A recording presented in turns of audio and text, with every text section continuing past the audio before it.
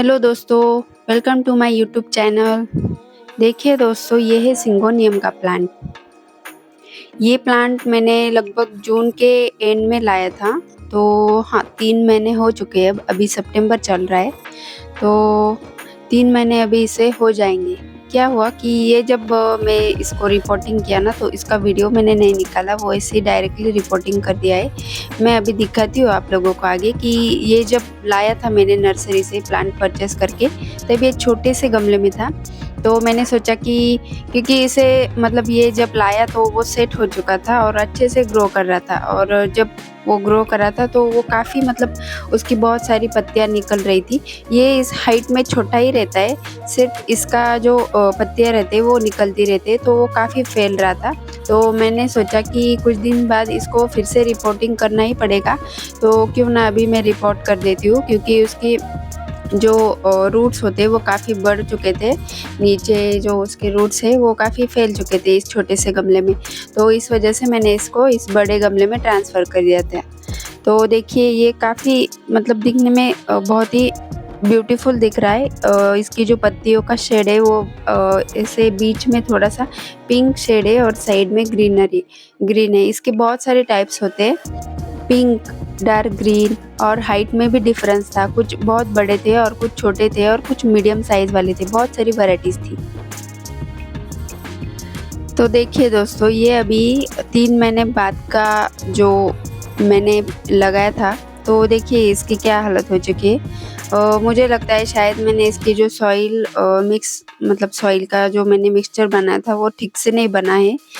जब मैंने इसको खरीद के लाया था तब ये कितना बहुत ही अच्छा दिख रहा था, फ्रेश दिख रहा था, और अभी देखो इसकी पत्तियां निकल रही है। मतलब ऐसा ये एकदम से सर्वाइव नहीं कर पा रहा है, ऐसी बात नहीं है। इसकी पत्तियां तो निकल ही रही है, लेकिन ये जो इसकी बाकी की पत्तियां है वो एक एक करके ऐसे पीली हो रही है, मतलब ऐसे जल रही है। पता नहीं क्या हुआ, क्योंकि मैं पानी तो इसको हर रोज़ तो डालती नहीं, इसे इंडोर ही रखती हूँ। मतलब जहाँ पे सिर्फ सुबह की 1 से 2 घंटे की डायरेक्ट भी धूप नहीं आती है, इनडायरेक्ट धूप रहती है एकदम से इसके ऊपर, मतलब नहीं आती है। नेट लगाया हुआ है उसके, उससे होकर आती है। तो फिर भी पता नहीं इसे क्या हुआ है, शायद इसकी जो मिट्टी है वो ठीक से बनी नहीं है। तो मैंने सोचा कि मैं अभी इसे फिर से दूसरे गमले में रिप्लांट करती हूँ, क्योंकि ये चल रहा है, अच्छे से चल रहा है। इसके बहुत सारी लीव्स भी अलग-अलग निकल रही है, मतलब न्यू लीव्स आ रही है, लेकिन जो पुरानी लीव्स है वो एक-एक करके ख़त्म हो रही है, मतलब पीली हो रही है, जल रही है। तो मैंने सोचा कि अभी मैं इसे रिप्लांट ही करके देखती हूँ, और फिर देखती हूँ जब ये इस गमले में से मैं निकालती हूँ। जब मैंने लगाया था तो 5 से 6 ऐसे प्लांट्स थे इसके छोटे-छोटे, एक साथ लगाए हुए उस छोटे से गमले में। तो अभी देखती हूँ 1-2 और नए प्लांट्स आए होंगे उसमें तो, क्योंकि ये क्या होता है, एक-एक लीव्स आती है, मतलब ऐसा बढ़ता रहता है ना। तो अभी देखती हूँ इसे निकाल कर।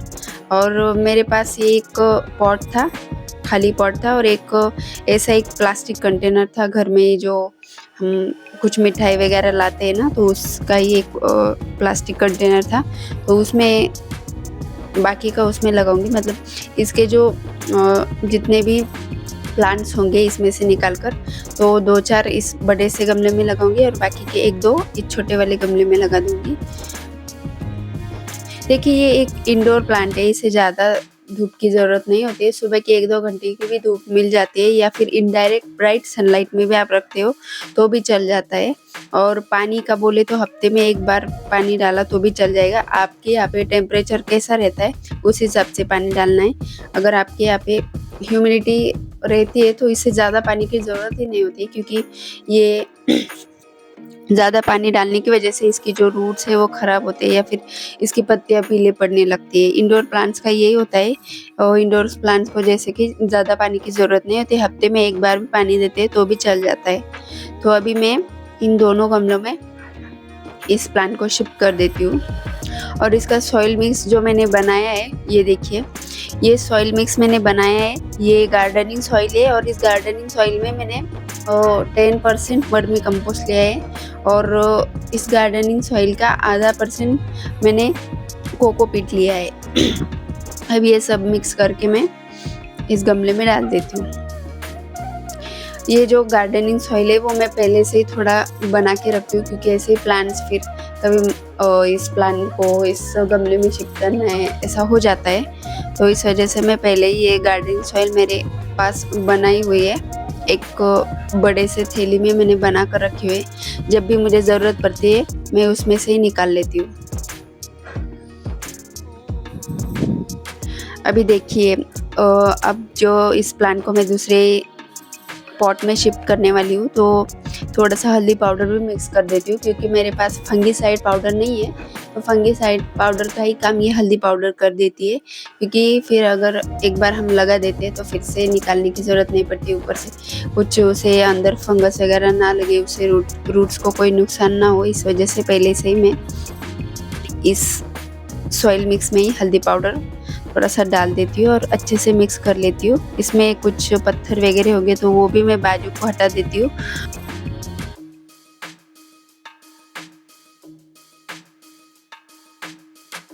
तो देखिए दोस्तों, अब ये दोनों पॉट्स मैंने ले लिए। इसके नीचे मैंने ड्रेनेज होल बना दिया है। बड़े वाले इसमें 4 और छोटे वाले इसमें 1 ड्रेनेज होल बनाया है, जो फिर मैं पानी डालूंगी एक्स्ट्रा वाटर इसके नीचे से निकल जाएगा।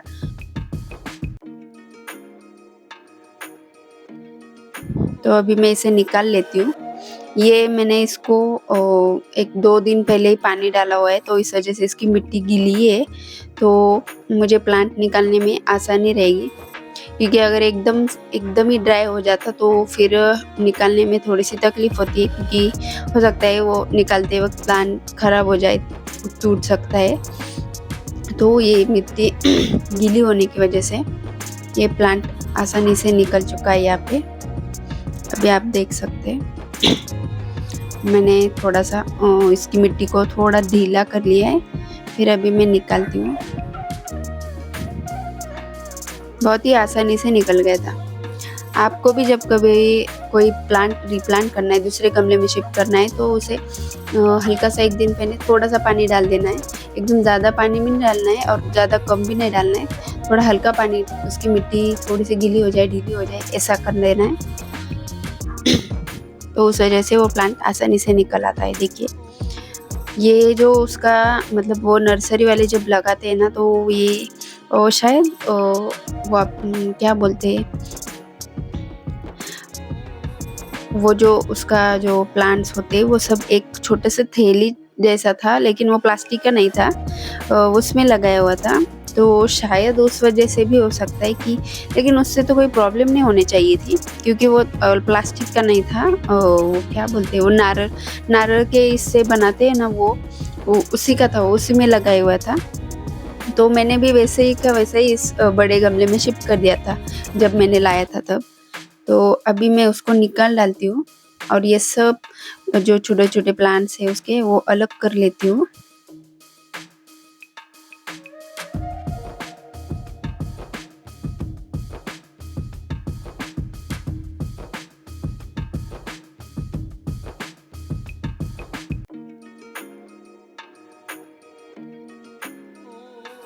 छोटे से गमले में भी बहुत अच्छा दिखता है ये, क्योंकि ये ऑलरेडी इसकी हाइट इतनी ही रहती, मतलब ज़्यादा नहीं बढ़ता है, ये हाइट इतनी ही रहती है इसकी, सिर्फ ये इसकी जो पत्तियाँ है वो निकलती रहती है।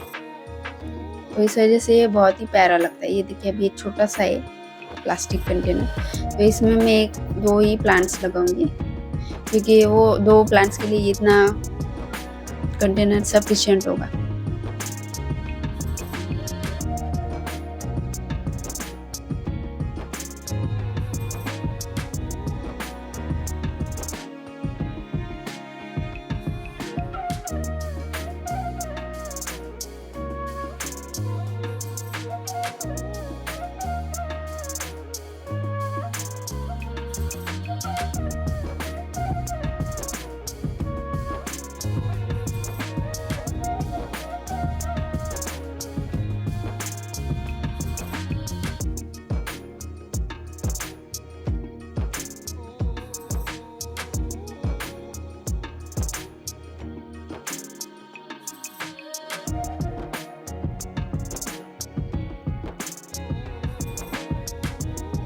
तो चलिए दोस्तों, अब इस पॉट में भी ये प्लांट लगा लेते हैं। बाकी के जो बचे हुए प्लांट्स है।